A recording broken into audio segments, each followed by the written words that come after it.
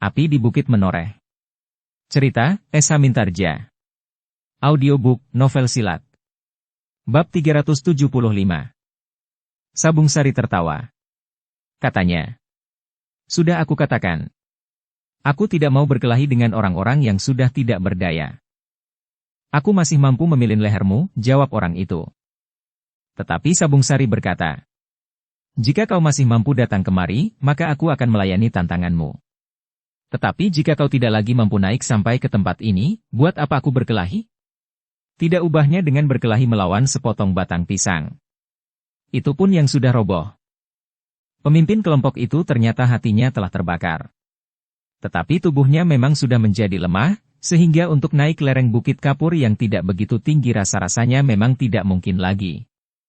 Karena itu maka ia pun berkata, jika benar apa yang kau katakan, maka pada satu hari aku ingin bertemu dengan kau dan kelompokmu.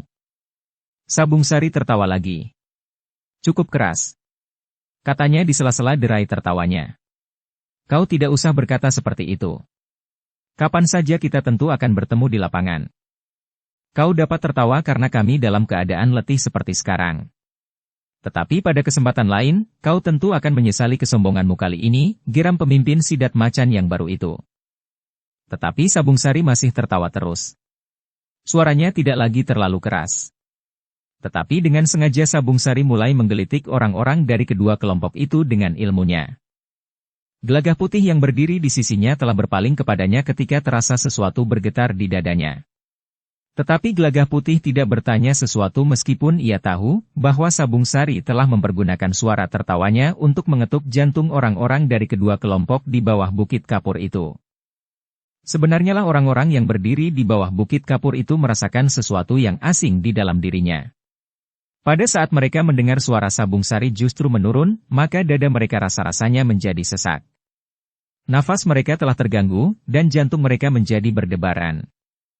Tetapi Sabung Sari memang tidak bersungguh-sungguh, ia hanya sekedar memperkenalkan dirinya, juga serba sedikit memperkenalkan ilmu, dan yang penting baginya adalah memperkenalkan kekuatan yang tersimpan di dalam kelompok Gajah Liwung. Namun sejenak kemudian, maka Sabung Sari pun telah terdiam dan berkata, sayang, kami tidak akan terlalu lama di sini. Kita akan bertemu pada kesempatan lain. Sabung Sari tidak menunggu lebih lama lagi. Ia pun kemudian telah menggamit Gelagah Putih dan melangkah meninggalkan tempatnya. Gelagah Putih mengikutinya di belakangnya. Tetapi Gelagah Putih sempat berkata, kau telah bermain-main dengan ilmumu yang mendebarkan itu. Tidak, jawab Sabung Sari. Aku tidak menguasai ilmu itu dengan sungguh-sungguh. Dalam benturan kekuatan yang sesungguhnya, aku tidak dapat mempergunakan ilmu yang baru aku kenal dasar-dasarnya saja. Tetapi kali ini aku hanya ingin sekedar bermain-main.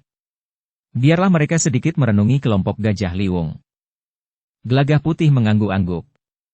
Sementara itu, keduanya telah berada di sisi yang lain dari Bukit Kapur itu. Kita mengenakan baju kita lagi, berkata Sabung Sari. Gelagah Putih mengangguk. Ia pun telah mengenakan bajunya dan memperbaiki letak ikat kepalanya, sehingga keduanya tidak lagi menarik perhatian karena letak pakaian mereka. Sementara itu, kedua kelompok yang ada di bawah Bukit Kapur itu pun termangu-mangu sejenak. Mereka merasakan sesuatu yang aneh di dalam diri mereka di saat orang yang mengaku dari kelompok Gajah Liwung itu tertawa. Namun setiap orang dari kelompok itu berusaha untuk mengingkari perasaan mereka, sehingga mereka justru mencoba untuk mendorong diri mereka sendiri menjajaki kelompok yang baru itu. Persetan dengan orang-orang Gajah Liwung, geram pemimpin kelompok yang datang kemudian di Bukit Kapur itu, yang masih belum dikenali oleh Sabung Sari dan Gelagah Putih. Namun pada saat-saat terakhir, pemimpin kelompok Sidat Macan itu berkata, pergilah. Sejak semula kami memang tidak banyak memperhitungkan kekuatan kelompok Kelabang Ireng. Tetapi kini kalian harus melihat kenyataan tentang keadaan kalian sendiri, berkata pemimpin Kelabang Ireng itu. Tetapi bagaimanapun juga kita akan membuktikannya. Terserah kalian, geram pemimpin kelompok Sidat Macan. Demikianlah, maka kemudian kelompok yang datang kemudian itu telah meninggalkan Bukit Kapur. Namun yang kemudian mereka bicarakan di perjalanan justru bukan orang-orang dari kelompok Sidat Macan, tetapi justru kedua orang yang berada di lereng Bukit Kapur itu. Apakah mereka mampu melontarkan serangan dari jarak yang demikian jauh? Bertanya salah seorang dari mereka. Aku merasakan getaran aneh di dadaku di saat orang itu tertawa, sahut yang lain. Omong kosong, bentak pemimpin mereka. Tidak ada apa-apa. Kalian terpengaruh oleh sikap gilanya itu. Aku tidak merasakan apa-apa. Daya tahan tubuh kita berbeda, berkata seorang yang lain. Mungkin kau mampu mengatasinya. Tetapi kami memang merasakannya. Jika demikian, maka kalian telah berada di bawah pengaruh kelompok Gajah Liwung. Seandainya demikian, maka tentu tidak lebih dari seorang itu sajalah yang mampu melakukannya, berkata pemimpinnya. Atau barangkali kita mendatanginya saja sambil berjongkok dan menyembah serta mohon ampun?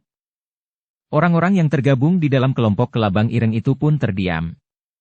Namun bagaimanapun juga mereka tidak dapat mengabaikan pengalaman mereka di bawah Bukit Kapur itu. Sehingga dengan demikian, maka lahirnya satu kelompok baru yang menamakan dirinya kelompok Gajah Liwung memang harus diperhitungkan sebaik-baiknya. Ternyata bahwa orang-orang dari kelompok Sidat Macan pun mengalami hal yang serupa pula. Mereka telah digelitik oleh lontaran ilmu Sabung Sari yang mampu menggetarkan jantung mereka, meskipun tidak terlalu mengganggu. Namun orang-orang dari kelompok Sidat Macan itu menganggap bahwa ilmu seperti itu adalah dasar dari ilmu yang jarang ada duanya. Gelap ngampar.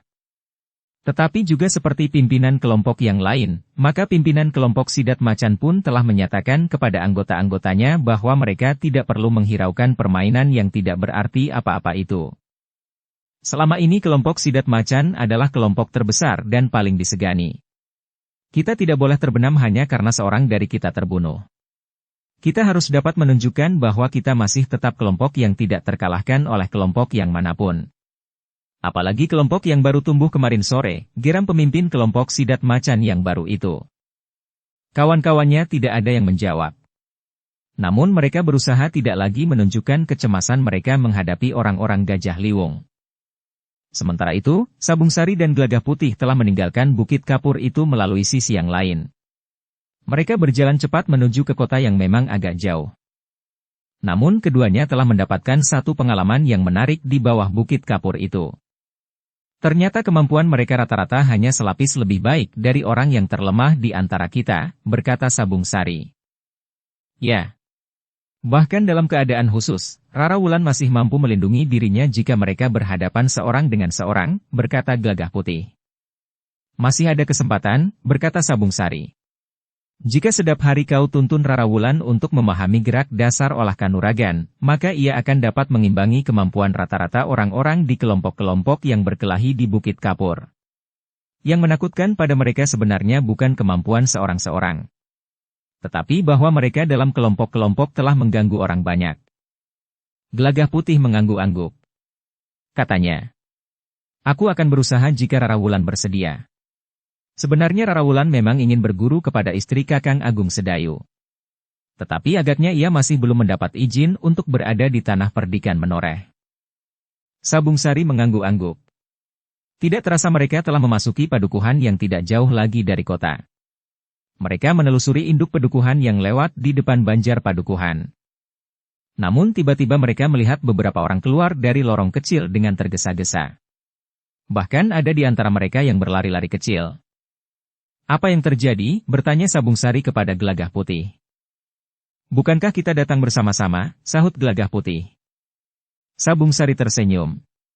Namun ia sempat bertanya kepada seseorang yang nampaknya agak lebih tenang dari orang-orang yang lain. Ada apa Kisanak? Sedikit keributan di tempat sabung ayam, jawab orang itu. Keributan apa? Bertanya Sabung Sari. Kelompok anak-anak urakan itu. Mereka ternyata membuat onar di mana-mana, jawab orang itu. Apa yang terjadi? Bertanya Gelagah Putih pula. Seorang di antara mereka kalah dalam taruhan. Tetapi ia justru memukul orang yang menang yang menagih kekalahannya itu. Tetapi orang yang dipukul itu ternyata seorang yang berani. Karena itu maka ia telah melawan. Namun ternyata 4 orang kawan dari anak muda yang kalah itu telah membantunya, sementara orang yang menang itu hanya mempunyai seorang kawan. Tentu saja 2 orang yang harus melawan 5 orang itu terdesak dan lebih banyak dipukuli daripada sebuah perkelahian. Tetapi tiba-tiba saja ada 2 orang yang membantunya. Nampaknya kedua orang yang dibantu dan dua orang yang membantu itu masih belum saling mengenal, jawab orang itu. Apakah Kisanak tidak tahu, dari manakah anak-anak muda itu?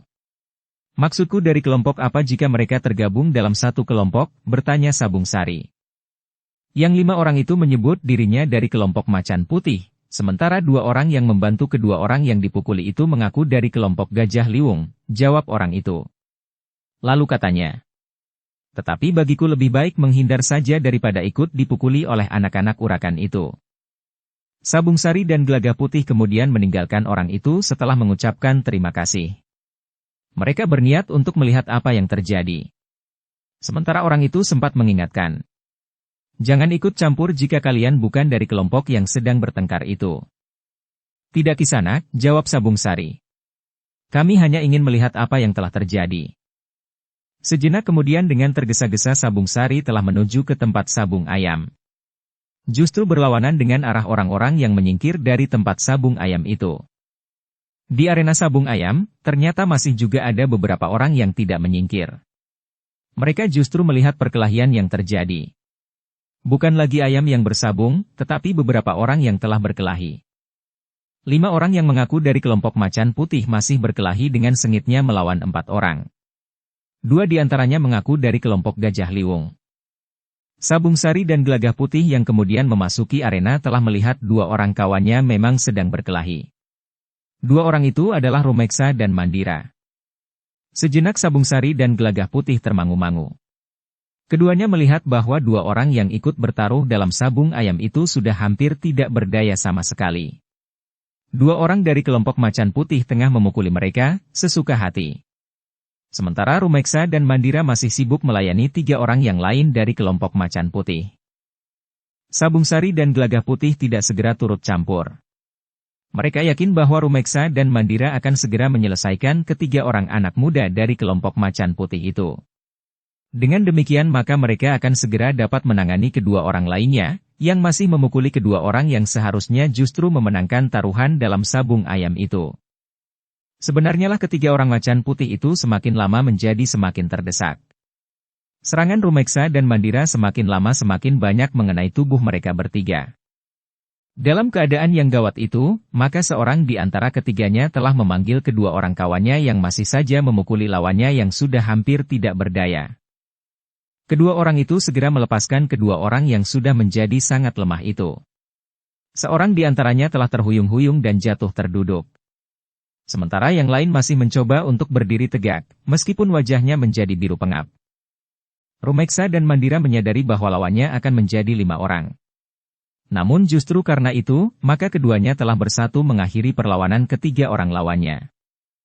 Dengan sekuat tenaga, Mandira yang berhasil menghindari serangan seorang lawannya, justru telah berputar sambil melenting. Kakinya berputar pada ayunan yang deras sekali. Serangannya dengan tiba-tiba saja telah menyambar wajah seorang yang lain di antara ketiga orang lawan-lawannya itu. Demikian kerasnya, sehingga wajahnya itu telah terputar menyamping. Tetapi Mandira tidak terhenti. Sekali lagi ia melakukannya. Dan sekali lagi kakinya menyambar muka lawannya. Demikian kerasnya, sehingga lawannya itu telah terlempar ke samping dan jatuh terbanting di tanah. Ketika seorang kawannya berusaha membantunya dengan menyerang Mandira, maka Rumeksa telah memotong serangannya. Dengan kakinya terjulur lurus menyamping, maka Rumeksa telah berhasil mengenai dada seorang di antara anak muda dari kelompok Macan Putih. Ternyata bahwa serangan Rumeksa itu demikian kerasnya, sehingga orang itu tidak dapat bertahan untuk tegak berdiri. Orang itu telah terlempar jatuh, justru menimpa seorang kawannya yang sedang berusaha untuk bangkit. Namun tubuh yang menimpa badannya yang lemah itu telah membuatnya menjadi semakin payah. Ternyata kedua orang itu tidak segera dapat bangkit, sehingga ketika kedua orang yang telah memukuli lawan bertaruhnya mendekat, mereka telah pingsan. Rumeksa dan Mandira nampaknya tidak mau menunggu lebih lama lagi. Mereka pun telah menyambut kedua orang itu dengan serangan-serangan yang baru, sehingga perkelahian pun semakin menjadi seru. 2 orang yang baru saja memukuli lawannya itu ternyata telah mendapat lawan yang lain. Mereka tidak dapat sekehendak hatinya memukuli lawan-lawannya itu. Bahkan kedatangan mereka telah disongsong oleh serangan yang beruntun. Ketiga orang yang tersisa dari kelompok macan putih itu ternyata menjadi gentar juga melihat serangan-serangan yang membadai dari orang-orang Gajah Liwung. Apalagi setelah beberapa kali mereka mendapat serangan yang tidak dapat mereka tangkis dan tidak dapat mereka hindari, sehingga tubuh mereka terasa menjadi sakit. Sementara itu, Sabung Sari dan Gelagah Putih yang memperhatikan perkelahian itu sempat menilai lebih bersungguh-sungguh kemampuan Rumeksa dan Mandira. Ternyata kedua orang prajurit Sandi itu memang memiliki tenaga yang besar dan tingkat kanuragan yang tinggi. Ternyata keduanya mampu mendesak ketiga orang yang tersisa itu. Dalam keadaan yang gawat bagi ketiga orang dari kelompok macan putih itu, tiba-tiba saja terdengar Sabung Sari dan Gelagah Putih bertepuk tangan. Ketiga orang dari kelompok macan putih itu dengan serta-merta telah berpaling. Mereka termangu-mangu ketika mereka melihat dua orang yang justru melangkah mendekat. Rumeksa dan Mandira pun telah berpaling pula. Ternyata kedua orang yang bertepuk tangan itu adalah kawan-kawan dari kelompoknya pula. "Kapan kalian datang?" bertanya Mandira. "Sudah tadi. Aku melihat bagaimana kau menjatuhkan kedua orang itu," berkata Sabung Sari. Mandira tertawa. Suara tertawanya aneh. Terasa agak kasar dan liar. Tetapi Sabung Sari dan Gelagah Putih mengerti bahwa Mandira memang memberikan kesan liar dan kasar. Ternyata orang-orang macan putih itu ingin memanfaatkan kesempatan itu untuk melarikan diri. Namun Sabung Sari dan Gelagah Putih bertindak cepat. Mereka telah menutup kepungan, sehingga ketiga orang itu tidak mendapat jalan untuk keluar dari arena perkelahian. "Jangan lari," berkata Rumeksa. "Kau telah memukuli orang yang seharusnya menang itu sampai biru pengap. Meskipun aku belum mengenal mereka, tetapi aku benci pada solah tingkah kalian itu. Kalian tidak boleh sewenang-wenang terhadap orang lain. Jika kalian jantan, maka kalian hanya akan melawan kelompok-kelompok yang memiliki kesamaan kebiasaan dengan kalian." Ketiga orang itu termangu-mangu. Sementara dua orang kawannya masih pingsan. Sedangkan 4 orang dari kelompok Gajah Liwung telah mengepungnya. Melawan 2 di antara mereka, anak-anak muda dari kelompok macan putih itu tidak dapat menang. Apalagi berhadapan dengan 4 orang. Kalian harus minta maaf kepada kedua orang itu. Kau sakiti orang itu, justru mereka tidak bersalah. Kalianlah yang bersalah, berkata Mandira. Kami tidak bersalah, sahut salah seorang dari mereka. Dia telah mencoba mengelabuhi kami. Tetapi tiba-tiba Rumeksa telah memukul anak muda yang menjawab itu, sehingga bibirnya telah berdarah. Aku mengikuti semua peristiwa yang terjadi di sini, bentak Rumeksa. Jangan mencoba membohongi aku. Anak muda itu menyeringai menahan sakit. Sementara Mandira berkata, kalian harus bayar sebesar taruhan yang memang harus kalian bayar. Wajah anak muda itu menjadi tegang. Cepat, bentak Rumeksa. Kalian harus bayar. Aku termasuk orang yang tidak senang berjudi. Sabung ayam atau permainan sejenis. Tetapi kalian membuat aku menjadi semakin benci. Kalian sudah berada di tempat sabung ayam, masih menipu pula. Kau membuat aku benci berlipat ganda. Kau juga berada di tempat sabung ayam, yang seorang lagi menyahut. Mandiralah yang kemudian memukulnya di tengkuk. Orang itu telah terdorong maju dan hampir saja terjerembab. Untung kawannya yang lain sempat menangkapnya dan menahannya. Namun terasa kepalanya menjadi pening. Matanya berkunang-kunang. Hampir saja orang itu menjadi pingsan.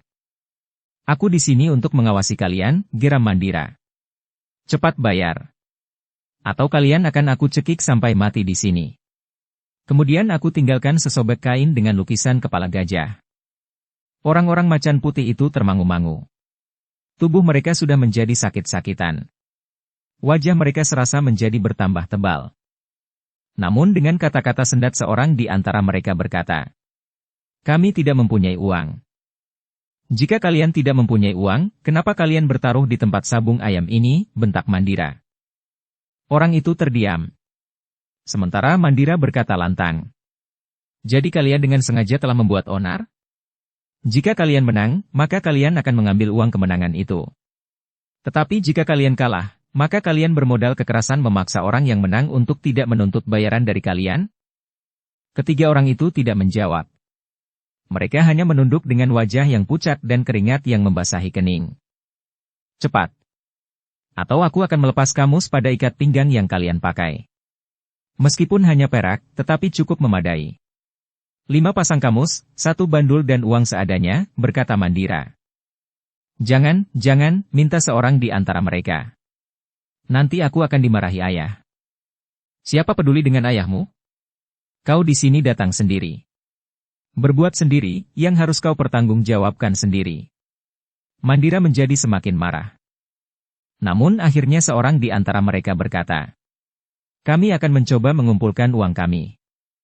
Cepat! Sebelum kami menjadi semakin marah, bentak Rumeksa. Ketiga orang itu pun kemudian telah mengumpulkan uangnya.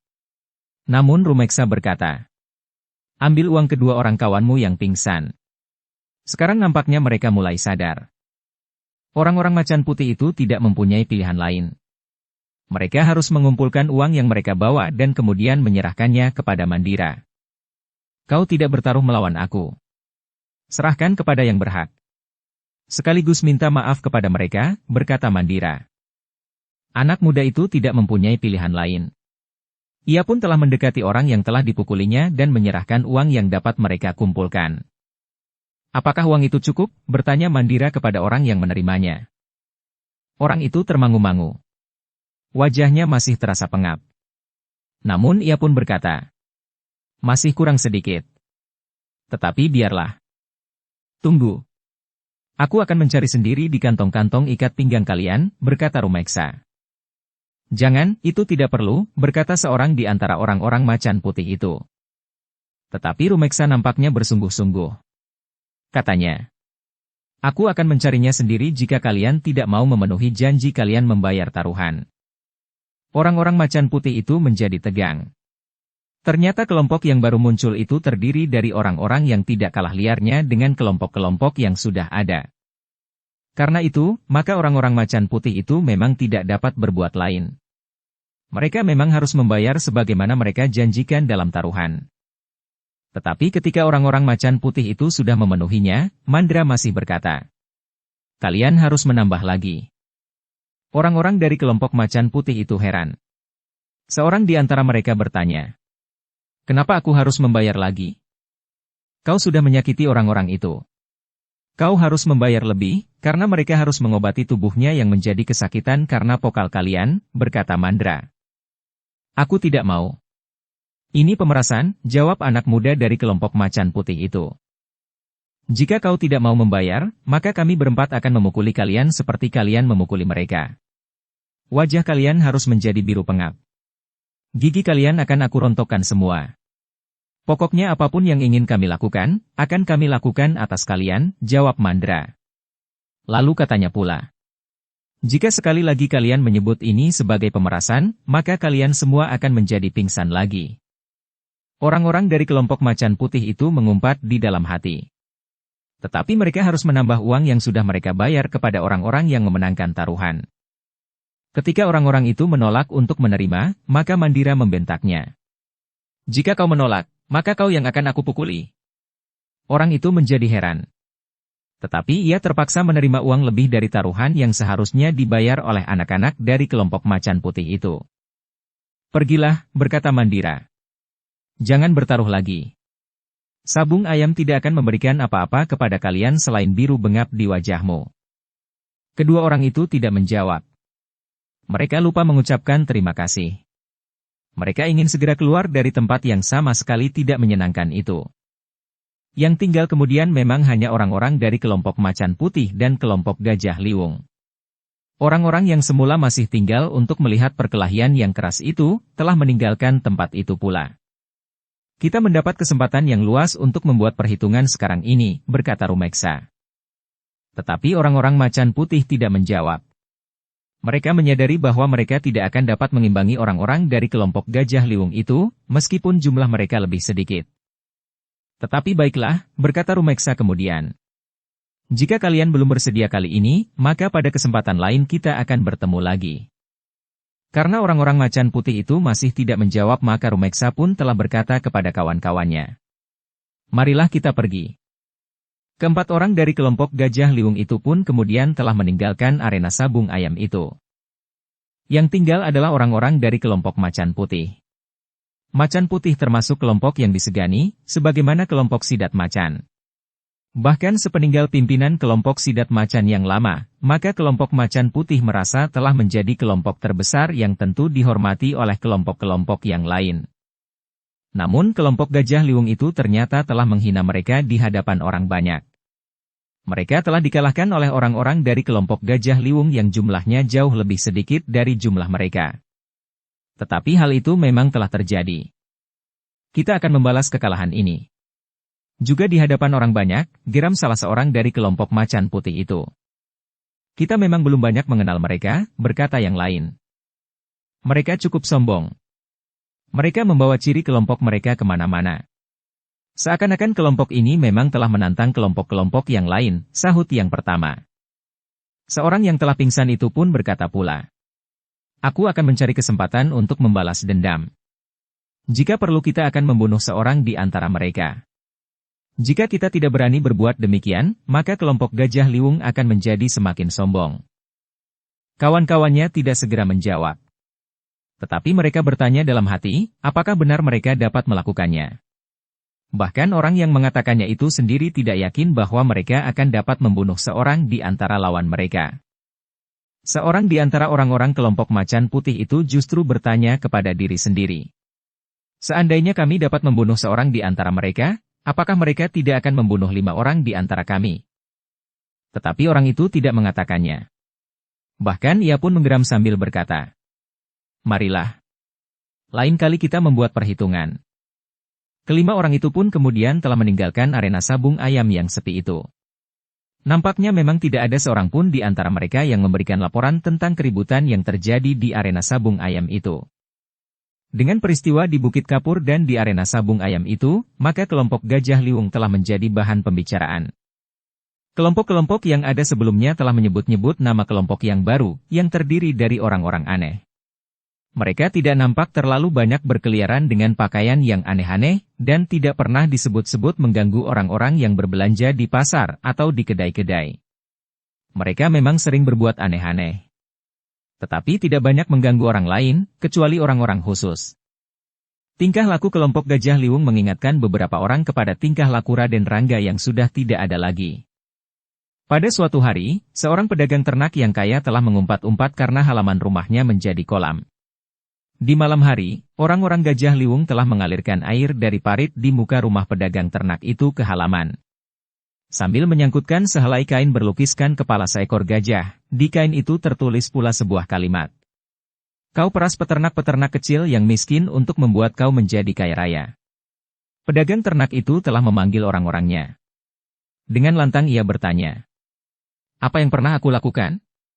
Bukankah wajar jika aku mengambil keuntungan dalam perdagangan ternak ini? Tidak ada yang menjawab. Tetapi beberapa orang di antara mereka bertanya dalam hati. Keuntungan itu terlalu banyak. Berlipat-lipat dari modal yang kau keluarkan. Petani-petani yang membutuhkan uang untuk makan mereka sehari-hari itu telah menjual ternak-ternak mereka dengan harga yang terlalu murah. Tetapi tidak seorang pun berani menjawab. Sementara pedagang itu masih saja membentak-bentak dan mengumpat-umpat. Tetapi suaranya tertahan ketika ia mendengar suara tertawa di atas sebatang pohon di sudut halamannya, dekat gandok. 2 orang duduk di atas cabang pohon sambil menggoyang-goyangkan kakinya. Setan kau, geram pedagang ternak itu. Tidak apa-apa. Sebuah peringatan kecil, berkata seorang di antara mereka yang ada di atas pohon. Sebaiknya kau rubah caramu berdagang. Kau mempunyai kebiasaan meminjamkan uang kepada orang-orang miskin. Beberapa bulan kemudian, kau pungut hutangmu dengan nilai berkali lipat. Jika mereka tidak dapat membayar, maka kau ambil ternaknya. Lembunya, kerbaunya, bahkan kambingnya. Kau hargai ternak itu murah sekali, karena kau mengancam bahwa sebulan lagi uangnya akan berlipat, jika tidak mereka selesaikan segera. Caramu memang menarik sekali. Aku seorang pedagang. Aku memang mencari untung. Bukankah itu wajar, sahut pedagang ternak itu. Kau pernah mendengar istilah mengijon? Nah, itulah yang telah kau lakukan. Meminjamkan uang, yang kemudian anak beranak dengan bunga yang sangat tinggi. Atau kau membeli ternak dengan cara yang tidak wajar. Kau pinjamkan uang dengan penilaian yang rumit, yang hanya kau ketahui sendiri, dengan keuntungan yang tidak masuk akal, berkata salah seorang yang ada di atas pohon. Bukan salahku. Mereka yang datang kepadaku. Mereka minta aku menolong mereka yang sedang dalam kesulitan uang. Mereka sudah sepakat sebelumnya dengan syarat yang aku berikan kepada mereka, geram pedagang itu. Lalu katanya, jadi mereka menganggap aku adalah seorang penolong. Jika tidak percaya, kau dapat berada di rumah ini sehari saja.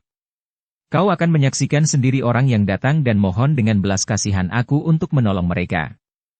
Dan aku memang seorang yang selalu menolong sesama. Tetapi kedua orang yang ada di pohon itu tertawa bersama-sama. Seorang di antara mereka berkata, "Kau memang licin. Tetapi aku ingin bertanya, apakah kau berkata dengan jujur? Jujur kepada dirimu sendiri?" Orang itu termangu-mangu sejenak. Namun tiba-tiba saja ia berkata, "Apa pedulimu? Siapa kalian?" "Kami adalah anggota kelompok Gajah Liwung." "Kau sudah menemukan secari kain bergambar kepala gajah itu, bukan?" "Nah, terserah padamu, apakah kau mau mendengarkan kami atau tidak?" jawab seorang di antara mereka yang ada di atas pohon itu. Namun pedagang ternak itu berteriak kepada orang-orangnya, "Ambil busur dan anak panah. Aku akan berburu di halaman rumahku sendiri." Seorang di antara orang-orang pedagang itu memang berlari-lari masuk ke dalam rumah untuk mengambil busur dan anak panah. Namun kedua orang yang ada di atas pohon itu meloncat dari dahan ke dahan, kemudian meloncat ke dinding halaman rumah pedagang itu sambil berkata, "Katakan kepada orang-orang dari kelompok Kelabang Ireng yang menjadi pelindungmu, bahwa kelompok Gajah Liwung akan bertindak lebih jauh. Pada kesempatan lain, kami akan bertemu dengan kelompok Kelabang Ireng." Ketika orang yang mengambil busur dan anak panah itu keluar, maka orang-orang dari kelompok Gajah Liwung itu telah menghilang. Dukung channel Novel Silat dengan subscribe, follow, like, komen dan share. Pedagang ternak itu mengumpat-umpat. Dengan geram ia berkata, "Orang-orang dari kelompok Kelabang Ireng yang sekarang semakin berpengaruh itu tentu akan menghancurkan mereka. Aku akan mengatakan kesombongan orang-orang Gajah Liwung itu." Orang-orangnya pun mengangguk-angguk. Mereka juga menganggap bahwa kelompok Kelabang Ireng akan dapat menyelesaikan masalah. Tetapi dalam pada itu, ketika pimpinan kelompok Kelabang Ireng mendengar laporan tentang tingkah laku orang Gajah Liwung itu, ia menjadi berdebar-debar. Nampaknya Gajah Liwung benar-benar ingin menantangnya untuk pada suatu saat membuat perhitungan. Namun kepada pedagang yang harus dilindungi itu ia berkata, "Dalam waktu singkat, aku akan menghancurkan kelompok yang terdiri dari orang-orang gila itu." Pedagang itu mengangguk-angguk. Ia yakin bahwa kelompok Kelabang Ireng akan dapat mengatasi persoalan. Pedagang itu menganggap bahwa kelompok Gajah Liwung yang baru saja lahir itu masih belum tahu betapa garangnya medan. Sebenarnya pedagang itu sendiri tidak ingin mendapat perlindungan dari siapapun. Tetapi orang-orang kelompok Kelabang Ireng justru datang kepada pedagang itu dan menawarkan perlindungan. Ketika saat itu pedagang itu menolak, maka hampir saja ia menjadi korban kegarangan orang-orang dari kelompok Kelabang Ireng itu. Sehingga akhirnya ia terpaksa bersedia mendapat perlindungan dari kelompok itu. Sudah tentu dengan menyerahkan sejumlah uang setiap bulan. Kemunculan kelompok Gajah Liwung memang menggelisahkan. Apalagi nampaknya kelompok baru itu sama sekali tidak gentar menghadapi kelompok Kelabang Ireng. "Jika aku harus membayar dua kelompok sekaligus, maka aku tentu merasa keberatan. Keduanya harus menentukan siapa yang terkuat di antara mereka," berkata pedagang itu. Tetapi ternyata bahwa orang-orang Gajah Liwung masih saja dengan sengaja memancing permusuhan dengan kelompok-kelompok lain. Orang-orang kelompok Sidat Macan telah dikejutkan oleh tingkah laku orang-orang Gajah Liwung. Ketika orang-orang yang berada di bawah perlindungan kelompok Sidat Macan sedang sibuk berjudi di sebuah rumah yang memang khusus diperuntukkan bagi para penjudi, tiba-tiba saja rumah itu menjadi gempar. Tanpa mereka ketahui dari mana asalnya, tiba-tiba saja beberapa ekor ular menelusuri lantai rumah yang dipergunakan sebagai tempat perjudian itu, sehingga para penjudi telah menjadi gempar. Mereka berloncatan dan berlari-lari saling bertabrakan. Ular-ular yang kemudian berkeliaran itu memang tidak begitu besar. Namun jumlahnya cukup banyak. Beberapa ekor di antaranya terikat oleh sesobek kain dengan gambar kepala seekor gajah. Ketika seseorang sempat memungut sobekan kain yang tercecer, maka mereka pun tahu bahwa yang telah melakukan perbuatan itu adalah orang-orang dari kelompok Gajah Liwung. Memang tidak seorang pun di antara orang-orang yang berloncatan itu digigit oleh ular-ular yang berkeliaran dan yang kemudian menghilang di sudut-sudut yang gelap. Tetapi mereka justru telah saling berdesakan dan mendorong berebut dahulu keluar dari rumah judi, yang terletak tidak terlalu jauh dari kota itu. Demikian mereka berada di halaman, maka mereka pun telah menarik nafas dalam-dalam. Serasa mereka telah terlepas dari bahaya yang dapat mengancam jiwa mereka. Orang-orang sidat macan yang menyelenggarakan tempat perjudian itu memang menjadi bingung. Peristiwa itu terjadi begitu tiba-tiba. Uang yang dipergunakan dalam perjudian itu telah berserakan, sementara makanan dan minuman telah tumpah berserakan, bahkan terinjak-injak. Beberapa saat kemudian, semua orang telah berkumpul di halaman, termasuk beberapa orang dari kelompok sidat macan yang menjadi pelindung dari rumah judi itu. Orang-orang Gajah Liwung memang gila, geram seorang dari anggota kelompok sidat macan. Tetapi jangan takut. Kami akan melindungi kalian. Silahkan masuk dan meneruskan permainan kalian. Mana mungkin kami dapat melanjutkan permainan, berkata salah seorang yang ikut dalam perjudian. Uang kami telah berserakan di dalam. Sementara itu ular berkeliaran di lantai. Mungkin di bawah tikar atau di sudut-sudut gelap. Setiap saat ular-ular itu dapat mematuk tumit kami. Jadi apa yang akan kalian lakukan? Bertanya anggota kelompok sidat macan itu. Kami tidak tahu, jawab orang itu. Namun tiba-tiba saja terdengar orang tertawa berkepanjangan. Tiba-tiba saja dari sudut di luar dinding halaman, seseorang telah meloncat naik dan duduk di atas dinding. Orang-orang yang ada di halaman semuanya berpaling kepadanya. Kepada seorang yang berpakaian aneh sebagaimana orang-orang dari kelompok-kelompok liar itu. Ikat kepalanya memang melilit di kepalanya. Tidak mengenakan baju sama sekali. Sebuah kalung dari berbagai jenis kerang tergantung di lehernya. Selapis gelang kulit yang lebar di kedua pergelangan tangannya. Sedangkan kain panjangnya melilit di lambung. Gila, geram salah seorang anggota kelompok sidat macan. Aku bunuh kau.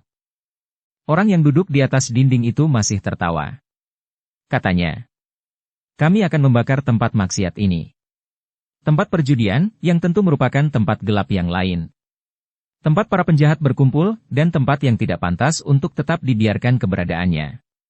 Nah, dengan membakar tempat ini, maka setidak-tidaknya satu di antara beberapa tempat yang kotor di sekitar kota Mataram telah dimusnahkan.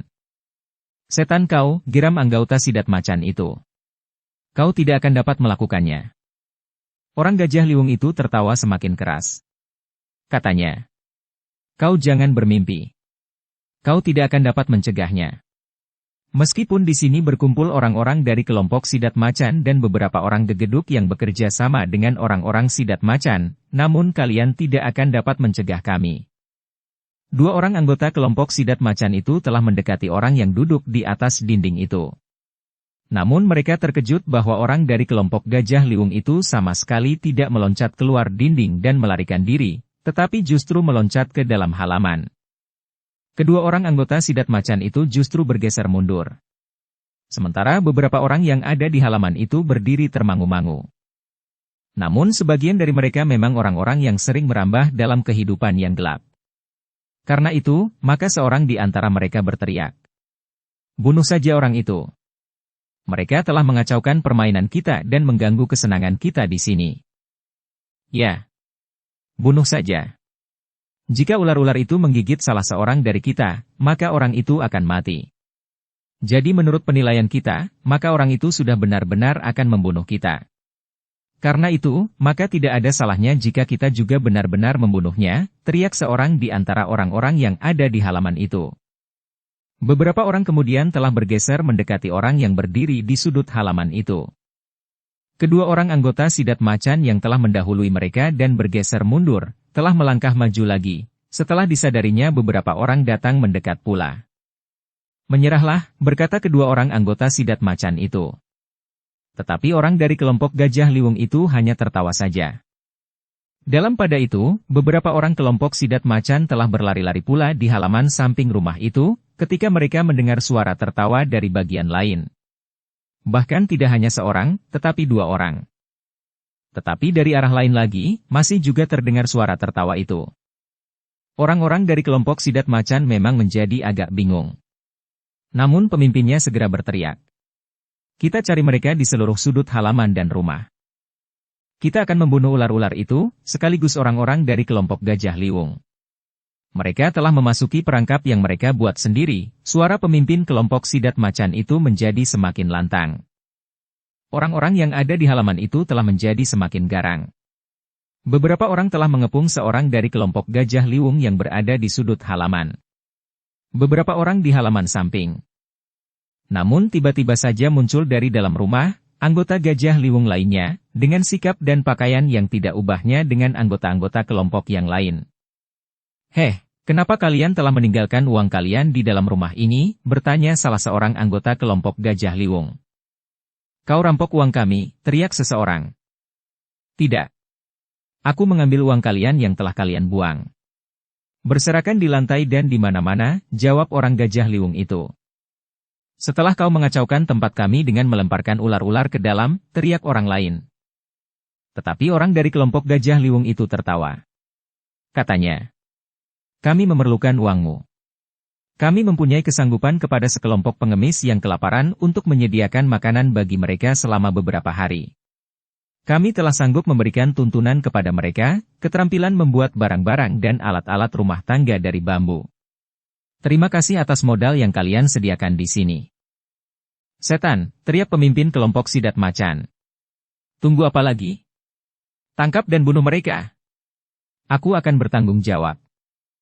Orang-orang Sidat Macan dan beberapa orang gegeduk serta orang-orang sesat yang berada di rumah perjudian itu pun segera menyerang orang-orang dari kelompok Gajah Liwung, yang jumlahnya memang tidak terlalu banyak. Tetapi saat ini 8 orang dari kelompok Gajah Liwung seluruhnya berada di lingkungan halaman rumah judi itu. Sejenak kemudian memang telah terjadi perkelahian yang tidak seimbang. Jumlah orang-orang Sidat Macan dan orang-orang yang terlibat dalam perjudian itu lebih dari 30 orang. Tetapi orang-orang dari kelompok Gajah Liwung yang berpencar itu membuat lawan-lawan mereka menjadi bingung. Namun sejenak kemudian di beberapa tempat telah terjadi pertempuran.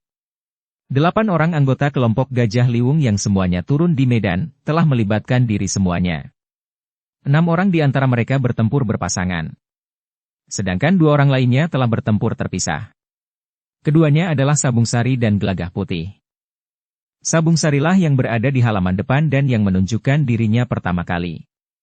Kemudian Gelagah Putih di halaman samping, disusul oleh orang-orang lain dari kelompok Gajah Liwung. Orang-orang Sidat Macan yang marah itu dengan serta-merta telah mempergunakan senjata mereka. Demikian pula beberapa penjudi yang ikut melibatkan diri. Dengan demikian maka orang-orang dari kelompok Gajah Liwung pun telah mempergunakan senjata mereka pula. Dalam pada itu, ternyata bahwa kemampuan Sabung Sari dan Gelagah Putih telah menggemparkan orang-orang Sidat Macan. Meskipun masing-masing hanya seorang diri, namun menghadapi sekelompok orang, mereka sama sekali tidak segera terdesak. Sabung Sari yang bersenjata pedang telah mampu mengacaukan pertahanan lawan-lawannya. Apalagi jika Sabung Sari menghentakkan senjatanya sambil berteriak mengerikan. Suaranya bagaikan menggetarkan udara membentur dada mereka, sehingga isi dada mereka ikut berguncang. Yang tidak kalah garangnya adalah Gelagah Putih. Ia pun bertempur seorang diri menghadapi 5 orang sekaligus. Tetapi Gelagah Putih tidak dengan serta-merta mempergunakan ikat pinggangnya. Untuk menghadapi 5 orang, Gelagah Putih mempergunakan senjata aneh. Sepasang cambuk. Cambuk yang dibelinya di pasar. Benar-benar cambuk kerbau yang besar, yang terbuat dari anyaman lidi dan juntainya terbuat dari ijuk. Tetapi dengan cambuknya itu, Gelagah Putih memang telah mengacaukan pertahanan kelima orang lawannya. Beberapa kali ia berhasil mengenai tubuh lawannya. Hentakan cambuk yang keras dan mapan telah mampu melukai kulit lawannya silang menyilang. "Ternyata kulit kalian tidak sekuat kulit kerbau," berkata Gelagah Putih. "Cambuk ini adalah cambuk kerbau. Jika seseorang bekerja di sawah dengan bajaknya atau garunya yang ditarik dengan sepasang kerbau, maka orang itu akan mempergunakan cambuk seperti ini." "Persetan kau," geram seorang anggota Sidat Macan sambil mengayunkan kapaknya yang besar.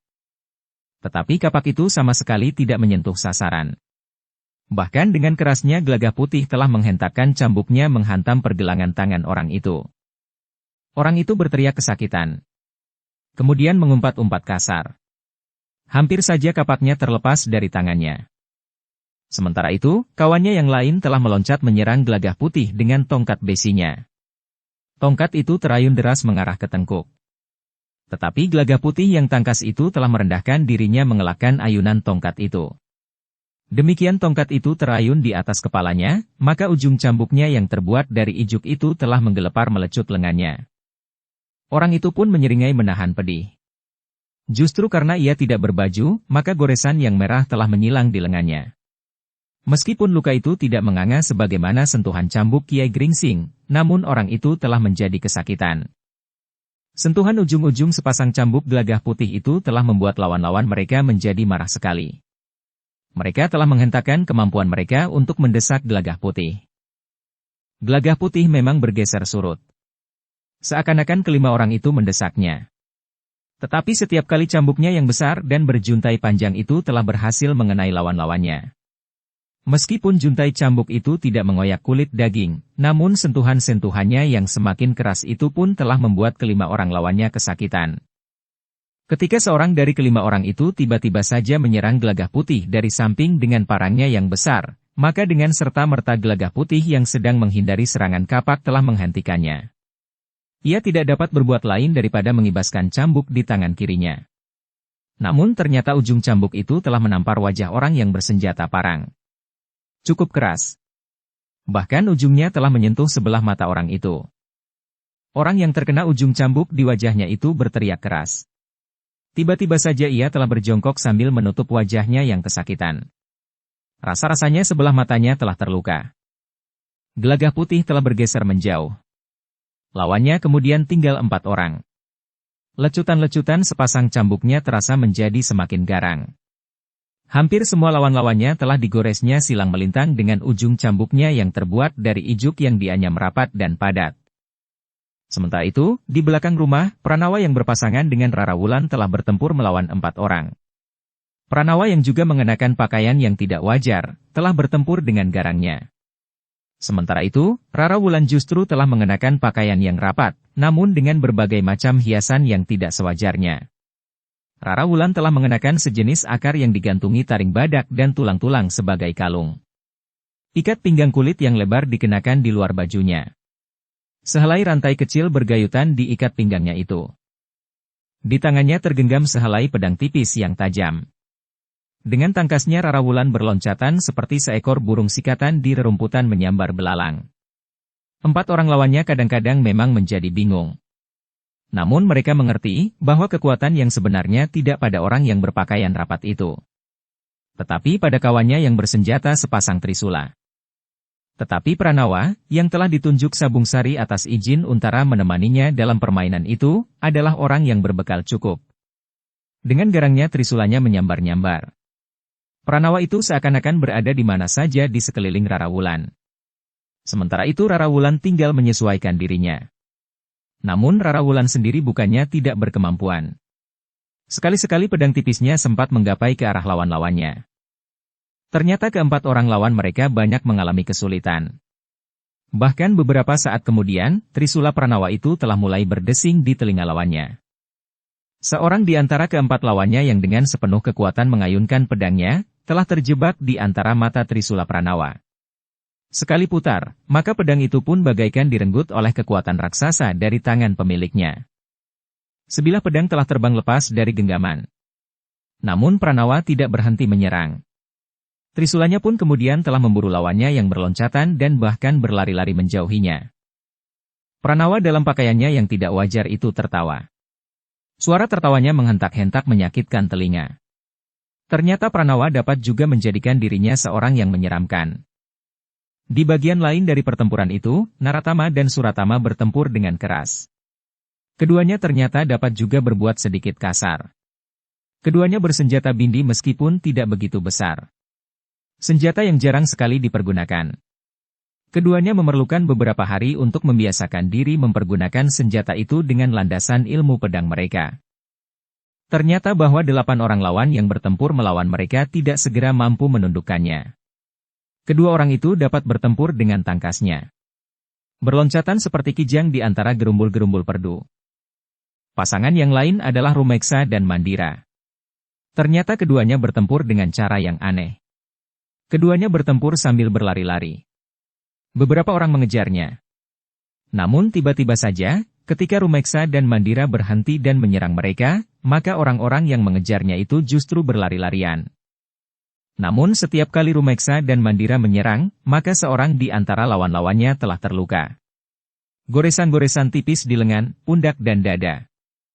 Tetapi sudah tentu orang-orang itu tidak akan membiarkan kedua orang itu begitu saja meninggalkan tempat itu, karena keduanya yang telah membawa uang yang ada di dalam rumah judi itu. Namun tidak mudah menangkap kedua orang itu. Keduanya mampu bergerak cepat sekali. Bahkan kadang-kadang mereka telah melakukan sesuatu yang tidak terduga sebelumnya. Sementara itu, orang-orang yang mengerumuni Sabung Sari pun menjadi bingung. Setiap kali mereka berusaha mendesak, maka mereka justru harus berloncatan surut. Pedang Sabung Sari yang berputaran seperti baling-baling itu menjadi sangat berbahaya bagi mereka. Sambil tertawa berkepanjangan, Sabung Sari telah membuat lawan-lawannya gelisah. Apalagi jika Sabung Sari meloncat maju menyerang sambil berteriak dengan garangnya. Maka rasa-rasanya isi dada orang-orang yang mengerumuninya itu telah terguncang. Dalam keadaan yang demikian itulah Sabung Sari meloncat menjulurkan pedangnya, yang menggapai tubuh salah seorang lawannya. Serangan Sabung Sari memang bukan serangan yang mematikan. Tetapi luka-luka di tubuh lawan-lawannya itu telah membuat mereka menjadi semakin berhati-hati. Mereka tidak lagi seperti serigala berebut bangkai. Bahkan mereka menjadi semakin lama semakin ragu-ragu. Dalam pada itu, Gelagah Putih pun menjadi semakin bebas bergerak. Lawannya telah berkurang seorang demi seorang. Cambuk kerbaunya ternyata mampu membuat lawan-lawannya kehilangan kendali. Hampir semua lawan-lawannya telah dikenai wajahnya dengan juntai ijuk pada cambuknya itu.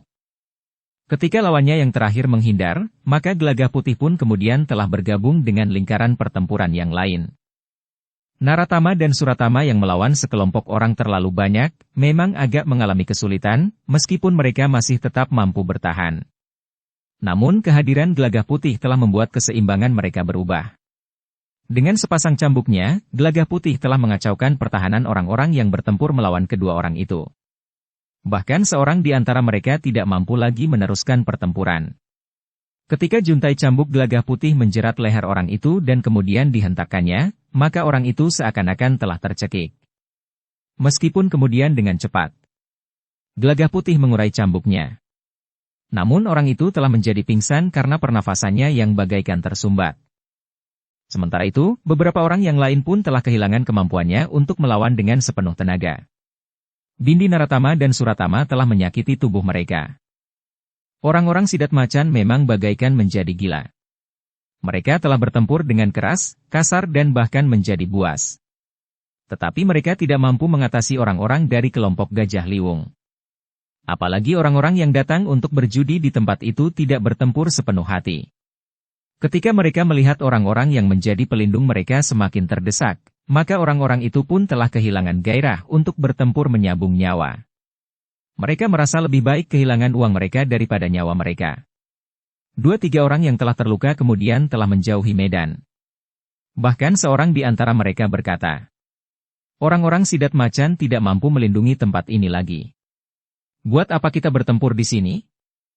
1-2 orang kemudian telah meninggalkan tempat itu. Sementara itu, tiba-tiba saja mereka melihat asap mengepul di belakang rumah itu. Bahkan kemudian api mulai memanjat naik dan menjilat atap. Dalam waktu singkat maka rumah itu pun telah menjadi gumpalan api raksasa yang lidahnya menjilat langit.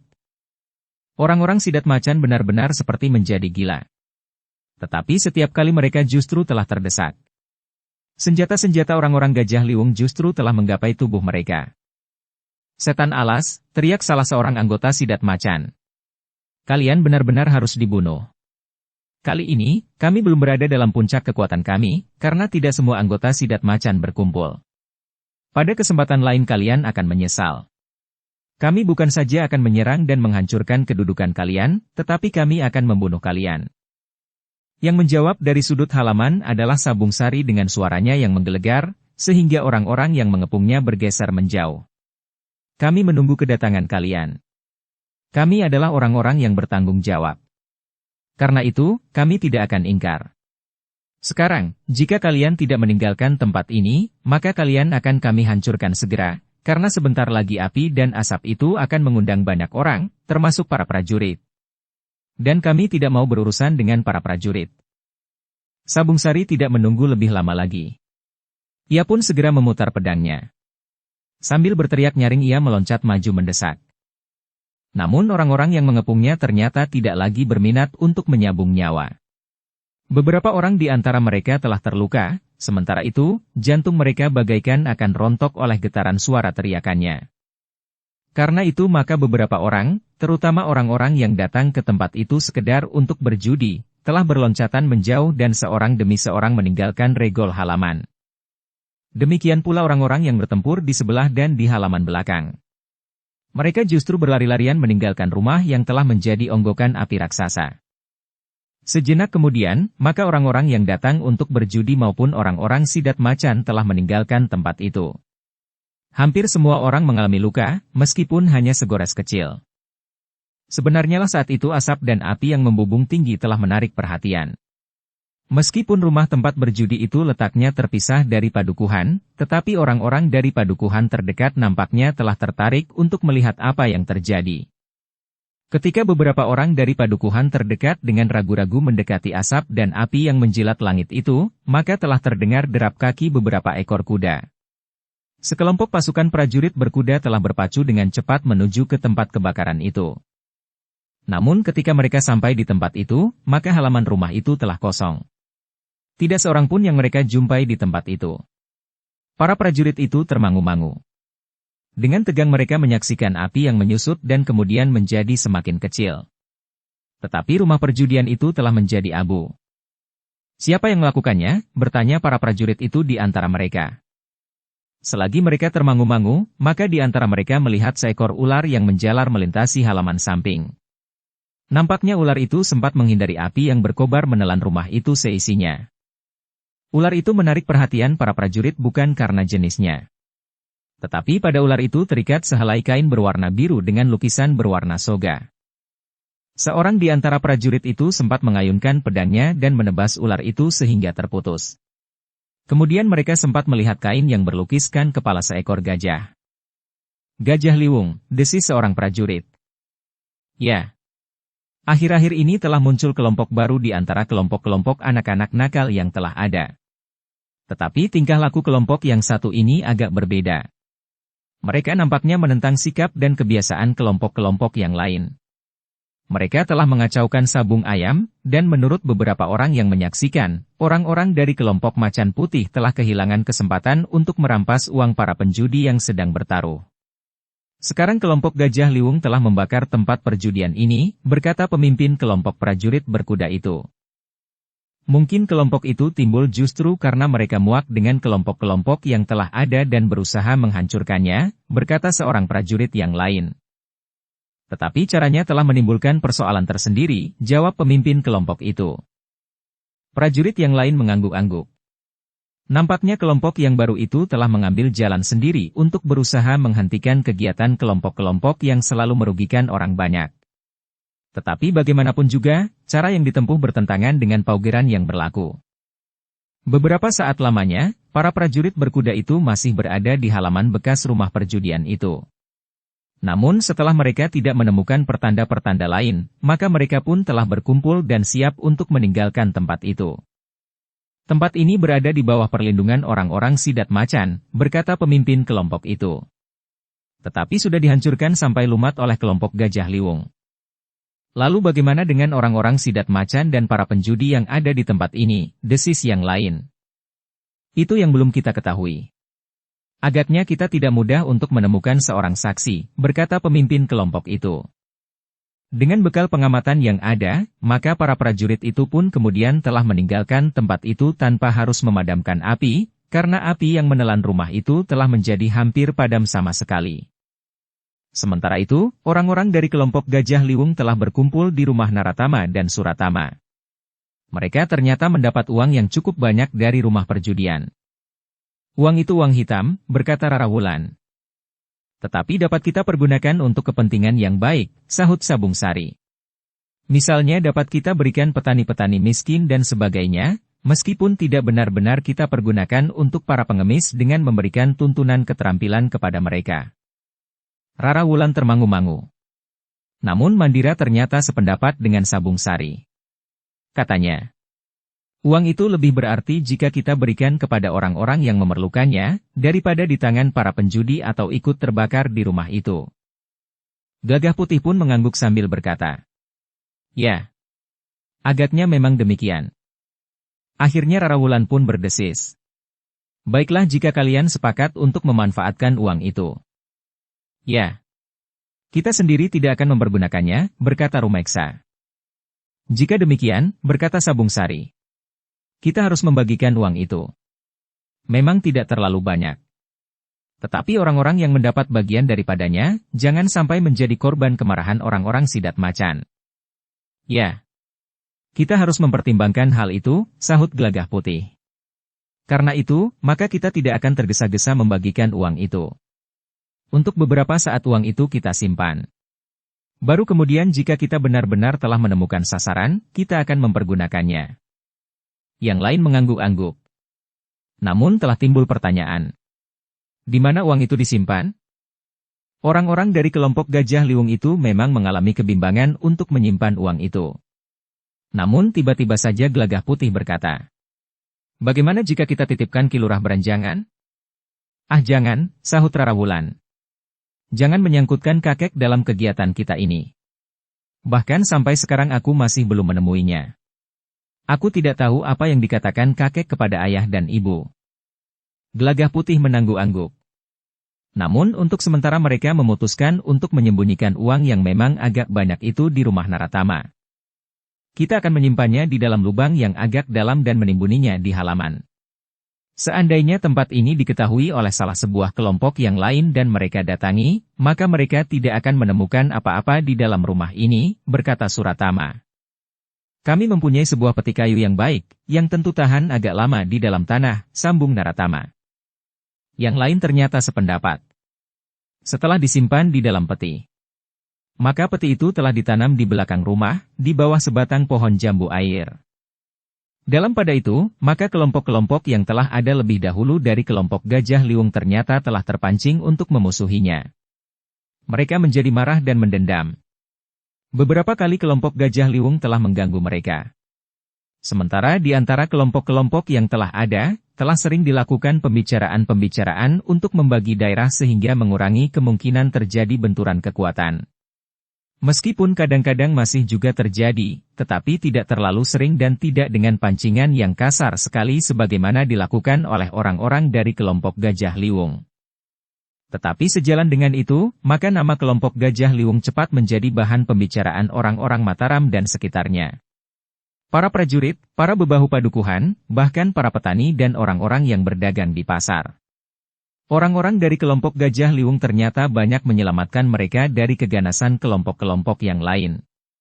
Meskipun perampasan dan pemerasan masih juga terjadi, namun orang-orang dari kelompok-kelompok yang lain harus memperhatikan dan memperhitungkan hadirnya kelompok Gajah Liwung yang sering ikut campur dalam berbagai macam persoalan.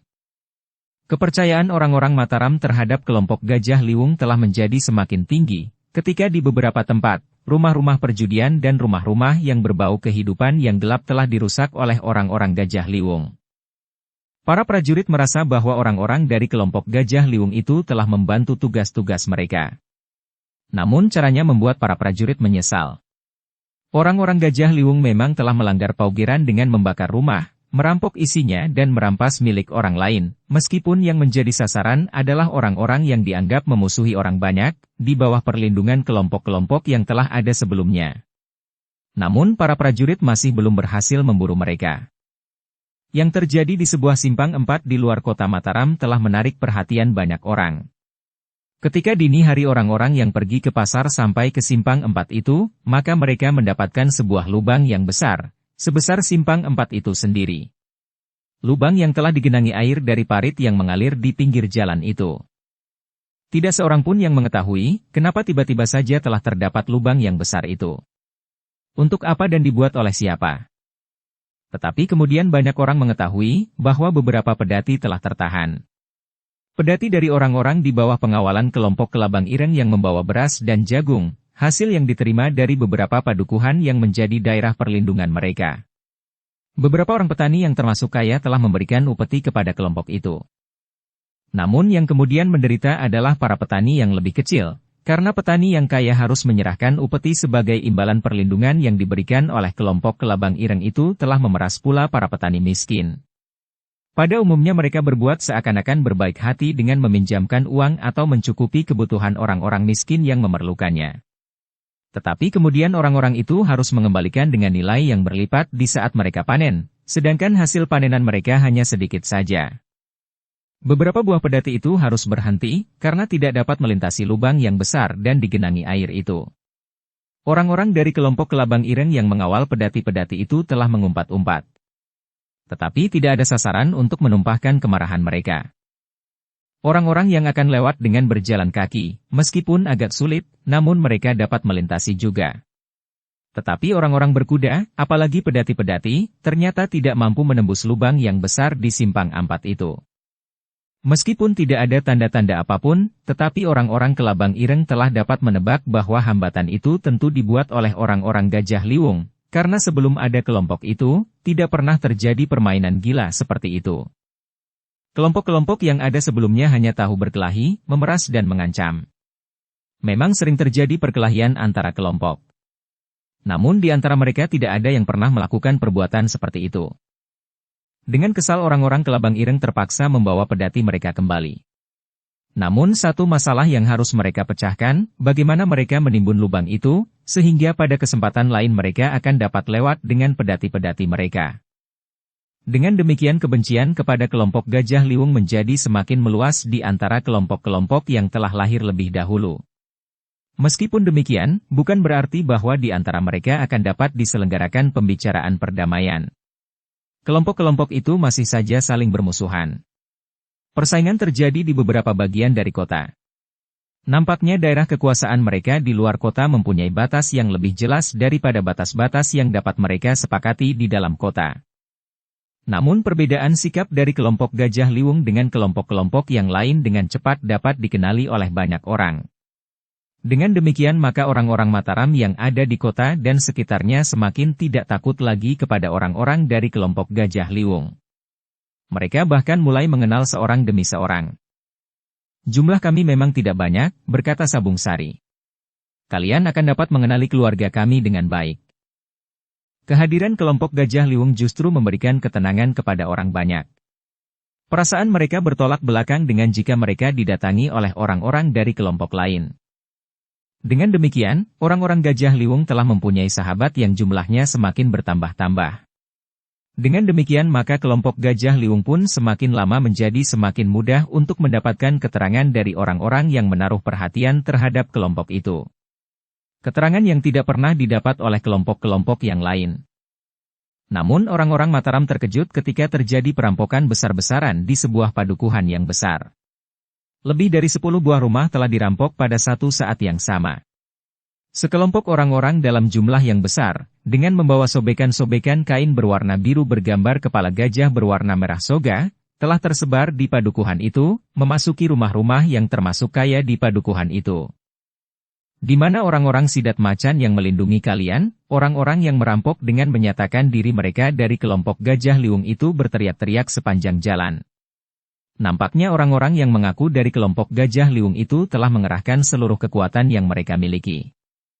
Ternyata tidak ada kelompok lain yang sempat mengganggu mereka yang dengan garangnya merampok itu. Orang-orang Sidat Macan nampaknya terlambat mengetahui, sehingga mereka tidak dapat melindungi orang-orang yang berada dalam lingkup perlindungan mereka. Sepeninggal orang-orang yang telah merampok padukuhan itu habis-habisan, maka beberapa orang telah berkumpul di Banjar. Mereka telah menyatakan pendapat mereka masing-masing tentang peristiwa buruk yang telah menimpa padukuhan mereka.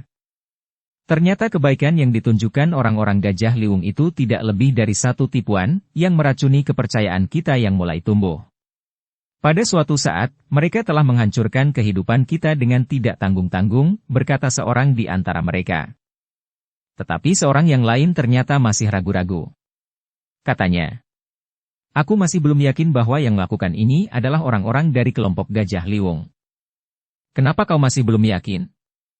Bukankah ciri dari kelompok Gajah Liwung ada pada mereka? Beberapa helai dari ciri itu terjatuh. Dan ini, aku mendapat 1 lembar, jawab orang yang pertama. Tetapi yang lain berkata, Setiap orang dapat membuat sehelai kain berwarna biru wedel dengan gambar berwarna merahnya soga. Orang-orang yang ikut berkumpul itu terdiam. Kemungkinan itu memang dapat saja terjadi. Orang-orang yang justru mendendam kepada sekelompok anak muda yang menyebut diri mereka kelompok Gajah Liwung. Dalam keadaan yang membingungkan itu, maka tiba-tiba saja orang-orang yang berada di Banjar itu terkejut. 4 orang tiba-tiba saja telah memasuki halaman Banjar, sementara beberapa orang yang lain telah bertengger di atas dinding.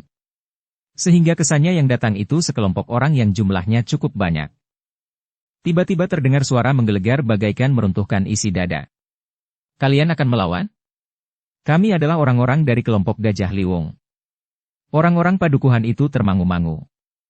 Namun seorang di antara mereka memberanikan diri bertanya. Apakah kalian yang tadi datang kemari? Kami telah mendengar apa yang terjadi di padukuhan ini, jawab Sabung Sari. Karena itu kami datang. Tetapi kami datang terlambat. Kami mendapat keterangan ini dari seseorang yang menunggui air di sawah, bahwa sekelompok orang telah memasuki padukuhan ini. Di luar Banjar ini kami mendapat keterangan bahwa sekelompok orang dengan ciri-ciri kelompok Gajah Liwung telah merampok di sini. Ya. Itulah yang terjadi, jawab orang padukuhan itu. Apakah kalian percaya bahwa yang melakukan itu benar-benar orang-orang dari kelompok Gajah Liwung? Bertanya Sabung Sari. Orang-orang padukuhan yang ada di Banjar itu termangu-mangu. Namun orang yang sejak semula ragu-ragu telah berkata lantang. Aku tidak percaya bahwa hal itu dilakukan oleh orang-orang Gajah Liwung. Aku telah mengenal sebagian dari kalian. Tetapi aku sama sekali tidak mengenal orang-orang yang datang kemari itu. Sifat dan watak mereka pun berbeda dengan sifat dan watak orang-orang dari kelompok Gajah Liwung. Terima kasih, berkata Sabung Sari. Lalu katanya, aku tahu bahwa kalian berada dalam perlindungan orang-orang dari kelompok Sidat Macan. Tetapi kami berjanji bahwa kami akan ikut mencari orang-orang yang telah menodai nama kami. Suasana memang menjadi tegang. Bagaimanapun juga, ada 2 golongan yang berbeda sikap meskipun mereka tidak mengatakan, terutama mereka yang masih juga mencurigai orang-orang Gajah Liwung. Namun di samping mereka, masih ada sekelompok orang yang bimbang, sehingga tidak dapat menentukan sikap sama sekali. Dalam pada itu, maka Sabung Sari pun berkata, baiklah. Tetapi aku ingin mendapat bantuan kalian, jika kalian mendapatkan keterangan tentang orang-orang yang datang dengan mempergunakan ciri Gajah Liwung. Mungkin untuk menghindari benturan dengan orang-orang Sidat Macan, kami tidak akan sering datang kemari. Tetapi kita dapat bertemu di mana-mana. Mungkin di pasar, mungkin di sawah, atau mungkin di saat kita sedang mengail. Tidak ada orang yang berani menjawab. Jika ada di antara mereka yang menyatakan kesediaannya, dan kesediaannya itu sampai ke telinga kelompok yang telah datang merampok itu, maka akibatnya akan sangat buruk. Baiklah, berkata Sabung Sari. Aku tahu bahwa kalian dibayangi oleh ketakutan yang sangat. Tetapi dengan cara apapun juga, aku memerlukan keterangan yang dapat memberikan petunjuk kepada kami, kelompok Gajah Liwung. Kami bukan pengecut yang tidak bertanggung jawab. Jika kami melakukan sesuatu, maka kami akan mempertanggungjawabkannya. Orang-orang padukuhan itu masih berdiri tegang. Namun kemudian Sabung Sari berkata, aku akan pergi bersama seluruh kelompok Gajah Liwung yang ada di Banjar ini, maupun yang ada di luar padukuhan untuk mengamati keadaan. Ingat, bahwa kami pun dapat bertindak setiap saat. Aku tahu bahwa ada perbedaan pendapat di antara kalian. Tetapi jika ada di antara kalian yang memanfaatkan keadaan ini untuk mencelakai tetangga-tetangga sendiri, maka aku tidak akan memaafkannya. Aku akan membakar Banjar padukuhan ini hingga menjadi abu. Suasana menjadi semakin tegang. Namun Sabung Sari pun kemudian telah memberikan isyarat kepada orang-orang dari kelompok Gajah Liwung untuk meninggalkan Banjar itu. Sejenak kemudian, maka orang-orang dari kelompok Gajah Liwung itu seakan-akan menghilang begitu saja. Tidak seorang pun tahu kemana mereka pergi. Bahkan untuk beberapa lama orang-orang yang berada di Banjar itu masih saja bagaikan membeku. Mereka tidak segera tahu bahwa orang-orang dari kelompok Gajah Liwung itu telah pergi. Baru kemudian ketika seseorang justru memasuki regol Banjar, beberapa orang bertanya sekaligus. Kau dari mana? Dari rumah, jawab orang itu. Aku sudah mengira bahwa di Banjar tentu banyak orang. Kau lihat sekelompok orang di luar dinding halaman Banjar, bertanya seseorang dari pendapa Banjar. Siapa? Bertanya orang itu dengan heran. Orang-orang dari kelompok Gajah Liwung, jawab orang di pendapa itu. Apakah mereka datang kembali? Bertanya orang yang baru datang dengan suara yang mulai bergetar. Tidak. Menurut pengakuan mereka, yang datang sebelumnya bukan orang-orang dari kelompok Gajah Liwung, jawab orang di pendapa. Tetapi ciri-ciri yang dapat kita ketemukan berceceran di mana-mana menunjukkan bahwa mereka adalah orang-orang dari kelompok Gajah Liwung, jawab orang yang baru datang itu. Tidak ada yang menjawab. Tetapi setiap orang justru menjadi ragu-ragu. Namun satu hal yang pasti bagi mereka adalah, bahwa orang-orang yang mengaku dari kelompok Gajah Liwung itu telah pergi. Karena itu maka orang-orang di Banjar itu telah duduk kembali dengan tarikan nafas panjang. Rasa-rasanya mereka telah terbebas dari ketegangan yang sangat mencengkam. Beberapa saat lamanya mereka masih berbincang-bincang. Anak-anak muda telah menjerang air dan merebus ketela pohon. Rasa-rasanya mereka merasa tenang duduk bersama-sama dengan banyak orang di Banjar daripada di rumah masing-masing. Sementara itu di rumah-rumah yang tertutup rapat, perempuan dan anak-anak berdesakan tidur di amben yang besar.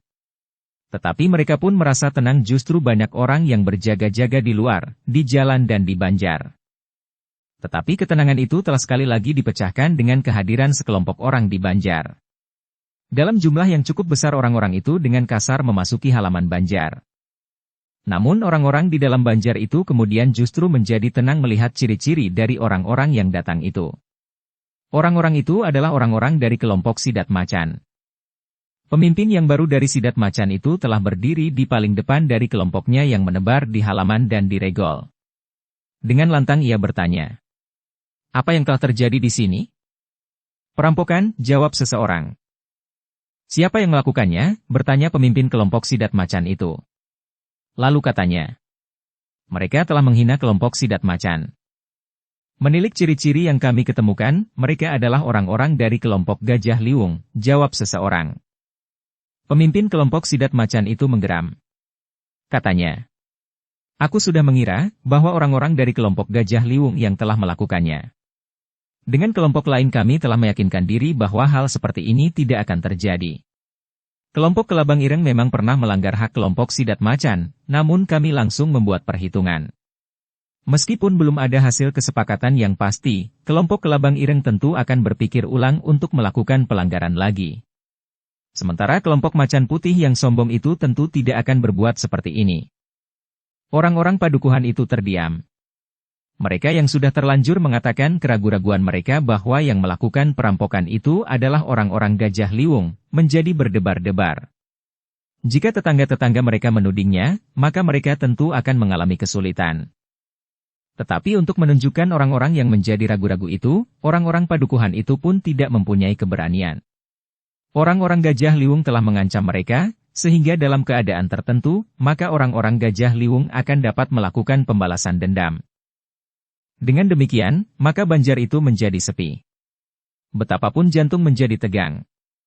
Sementara itu pemimpin dari orang-orang Sidat Macan itu pun kemudian berkata lantang, "Sekarang, pulanglah. Jangan merasa takut lagi. Tidak akan ada yang berani mengganggu kalian." Orang-orang padukuhan itu termangu-mangu sejenak. Namun melihat orang-orang Sidat Macan yang meyakinkan itu, maka mereka pun kemudian seorang demi seorang telah meninggalkan Banjar untuk pulang ke rumah masing-masing. Namun dalam pada itu, sebuah pedati telah berhenti di luar dinding padukuhan. Tidak di depan regol utama, tetapi di regol butulan.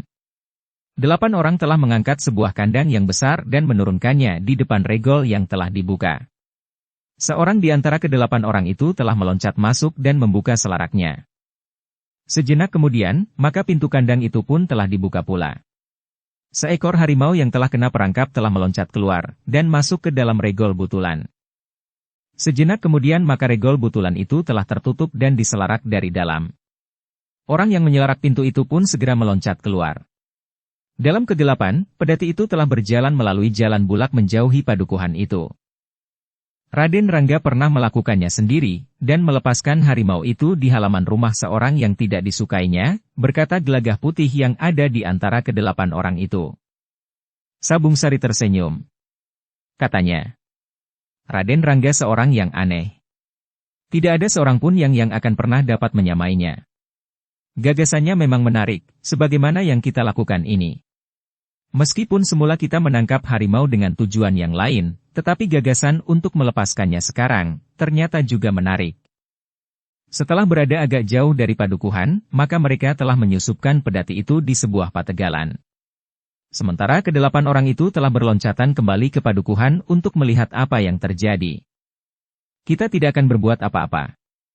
Kita hanya menonton sebuah tontonan yang mudah-mudahan menarik, berkata Sabung Sari.